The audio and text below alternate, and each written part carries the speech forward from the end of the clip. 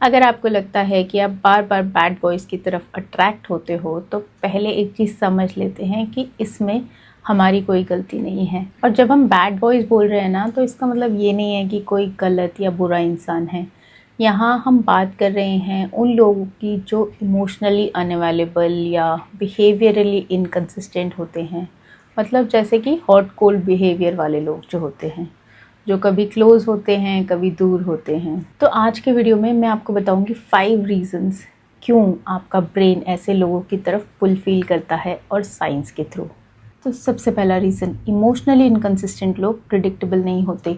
कभी स्वीट होते हैं, कभी कोल्ड होते हैं, कभी अटेंशन, कभी साइलेंस। ये बिहेवियर ब्रेन में डोपामिन स्पाइक्स क्रिएट करता है। डोपामिन जो कि हमारी बॉडी का प्लेजर केमिकल है, ये आपको मोमेंट्री हाई देता है। इसलिए ब्रेन इंटेंसिटी को कनेक्शन समझने लगता है और तब पैटर्न बन जाता है काम मतलब बोरिंग, क्योस मतलब एक्साइटिंग। तो ये प्रेफरेंस का इशू नहीं है, ये ब्रेन की केमिस्ट्री है। दूसरा रीज़न, अगर आपके पास्ट में इमोशनल इनकंसिस्टेंसी फैमिलियर रही हो, चाहे चाइल्डहुड हो या आपके पहले के रिलेशनशिप्स जैसे कि एंगर इश्यूज़, तो नर्वस सिस्टम उसको नॉर्मल मानने लगता है। ब्रेन हेल्दी चीज़ चूज़ नहीं करता, ब्रेन फैमिलियर चीज़ चूज़ करता है। फिर तीसरा रीज़न, इमोशनली अनअवेलेबल लोग एक काम करते हैं, वो कभी प्यार दिखाते हैं, कभी बिल्कुल गायब हो जाते हैं। इससे दिमाग कंफ्यूज हो जाता है और जब कभी थोड़ा अटेंशन मिलता है तो ब्रेन को लगता है कि ओह फाइनली रिलीफ मिला। बस वही रिलीफ दोबारा चाहिए होता है ब्रेन को। तो ये वही मैकेनिज्म है जो गैम्बलिंग और एडिक्शन में होता है।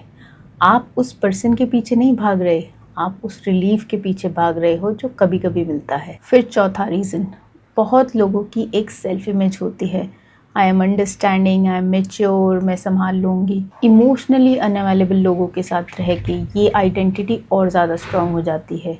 इसलिए जब आप छोड़ने का भी सोचते हो ना, तो सिर्फ वो पर्सन नहीं छूटता, आपकी आइडेंटिटी थ्रेटन होती है, जो ब्रेन को बिल्कुल पसंद नहीं है।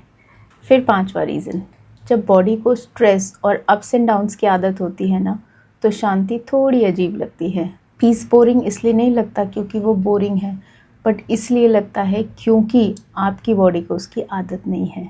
तो प्रॉब्लम बैड बॉयज़ नहीं है, प्रॉब्लम ये है कि ब्रेन ने एक्साइटमेंट और लव को मिक्स कर दिया है और हमारा काम इतना है कि हम इस चीज़ को समझें।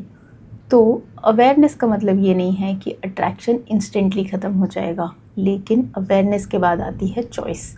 और जब चॉइस आती है तब आप पैटर्न रिपीट नहीं करते, आप कॉन्शियसली उसको इंटरप्ट कर सकते हो।